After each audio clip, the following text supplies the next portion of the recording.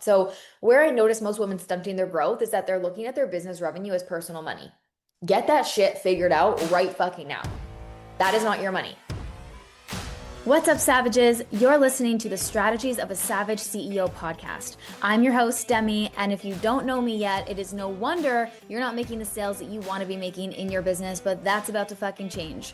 I've scaled my business to almost 8 figures in revenue over the past few years, and I've helped thousands of women make the money they deserve.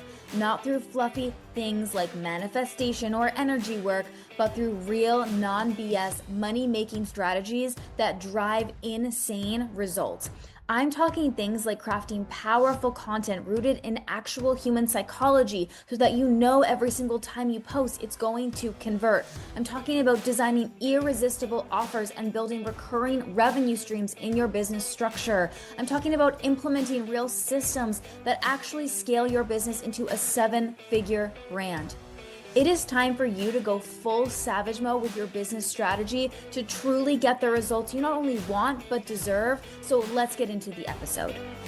Welcome back to another episode of Strategies of a Savage CEO. Today, I want to talk about something that is not normally talked about or enough online, especially in an industry where everyone is just sharing their Stripe screenshots and telling you how much money they made in a 30-day period. There's a lot of people that are quote unquote business coaches that have absolutely no effing idea how to actually manage money in their business. And it makes me so angry. And there's a lot of women just running businesses in general that have no idea how to manage their money. And like, it's crazy that I have people that are in my DMs who basically are showing up online and saying, "Oh, I made 50K this month. Oh, I made 100K this month." And behind the scenes are like broke as fuck because they have no idea how to manage their money. There are people that are profiting almost $0 in business. There are people that are, saying things online that are so misleading in regards to like finances and money. And it is just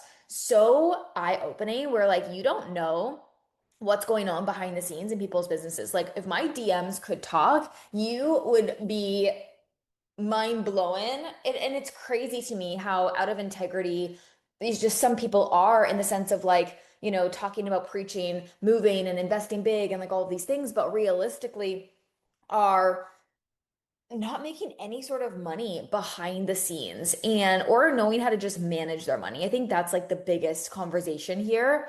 And what I also notice is that there are a lot of women, because money is not really talked about enough in this way or taught, that women don't know how to leverage their business to actually build them a wealth. And there is so much growth that is actually stunted because women are not educated in how to actually run a business as a CEO and manage their money. So I want to talk about this because I think it's an important conversation. So my company, okay? I want you to know there's a difference between my company and me personally, okay? My company made over $200,000 last month. I personally paid myself as a salaried employee of my company $10,000.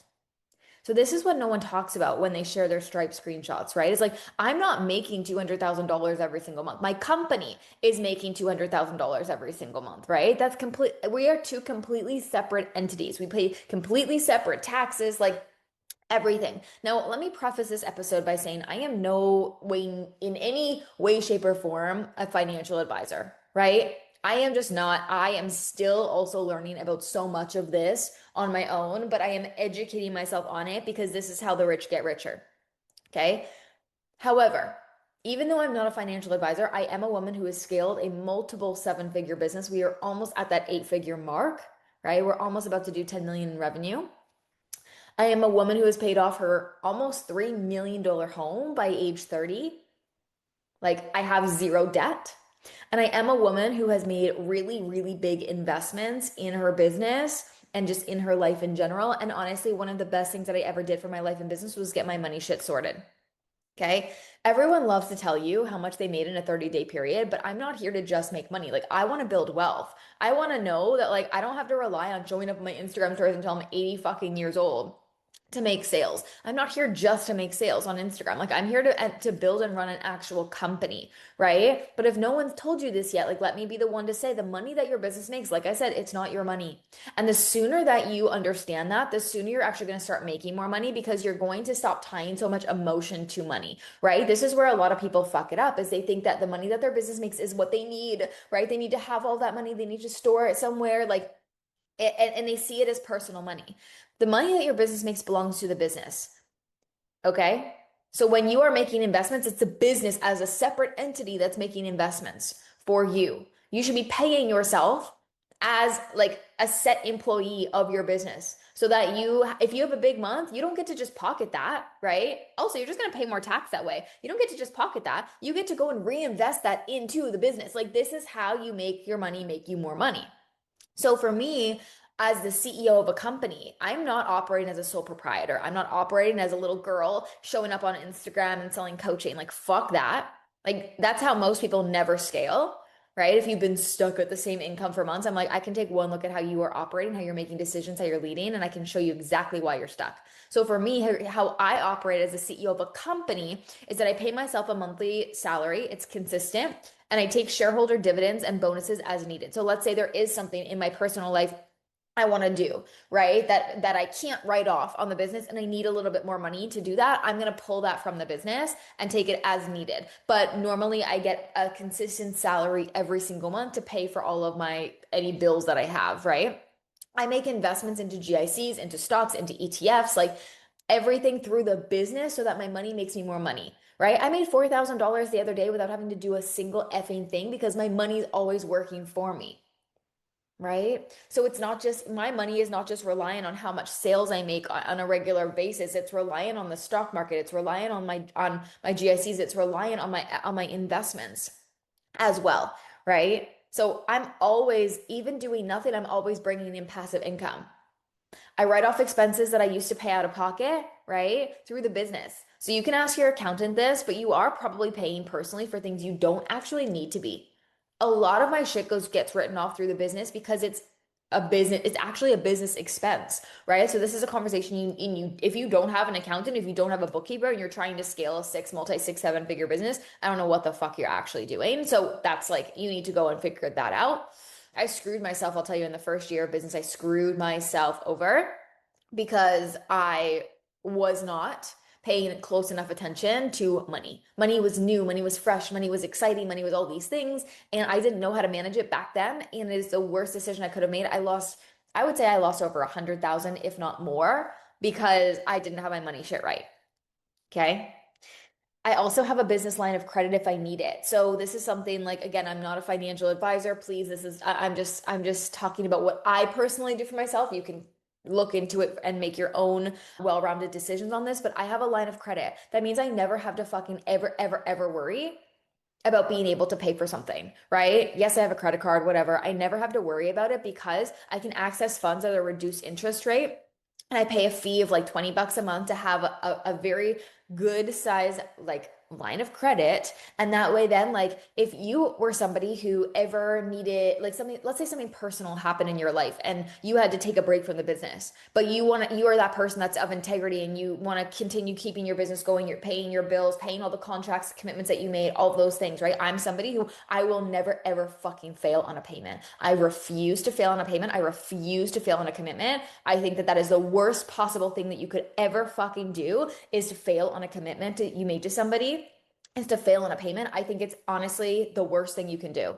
And so I have a line of credit. So if I ever needed anything, which I don't because I'm safe and I have all of my things, but if I ever needed, it's there for a security blanket for me that is available. So I never have to worry ever about being able to pay for things. Okay. And I can pay that line of credit back as I see fit. That is something that is honestly, it's such an incredible safety blanket, especially for like you, let's say you're going on maternity leave, let's say like whatever it is, I would ask your accountant, I would look into it, I would talk to your bank. And then reducing taxes, right? Legally, I structure my income the right way. So I reduce my taxes in many different ways. Again, like not paying myself a big amount of money every single month. Like 10K is what I pay myself on a salary every month. That reduces my taxes significantly because the more you pay yourself, right, from the business, the higher tax bracket you're actually like the more tax you're going to be paying because your business not only pays tax, you personally will pay tax. So you're going to pay double. So I make sure I keep as much money in the business or reinvest it into the business as possible so I can make my money make me more money, right? And I'm paying less tax because tax to me is just like it's I get the whole point of tax, but I want to pay as little of it as possible. And then reinvesting. So reinvesting into mentorship team to grow the profits of the business. Mentorship is a complete write-off. So the more I can invest into mentorship, the better because I'm going to make that money make more money and get a bigger ROI on that investment as well. So where I notice most women stunting their growth is that they're looking at their business revenue as personal money. Get that shit figured out right fucking now. That is not your money. If you're sitting there like, looking at it being like, oh, it looks so nice to have this kind of money in my account. Like, I can't go out there and invest. Like, oh my God, what happens? Oh my God, you are never going to scale $1 million business. Okay.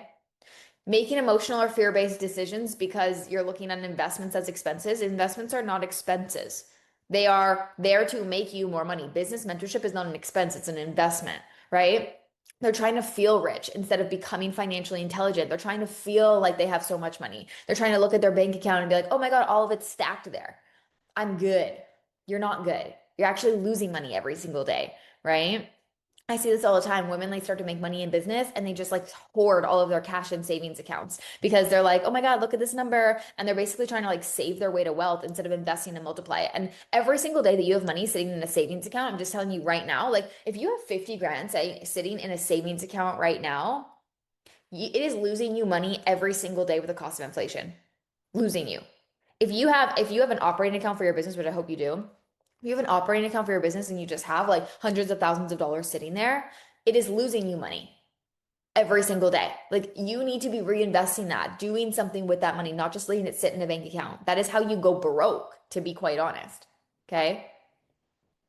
So I need you to ask yourself, like, are you actually running a business or are you emotionally reacting to the cash flow? And if you're using your personal bank account to decide what your company can do, you're not building a business and you're not going to ever be wealthy in the long term. You will always, always need to work more to make more. So you need to start getting financially more intelligent around these things. You're either sitting on your cash, you're scared to make a move, you're hoarding it, you are making yourself broker every day, or you are using it to invest in the things that grow your company and your wealth, mentorship, strategy, leadership.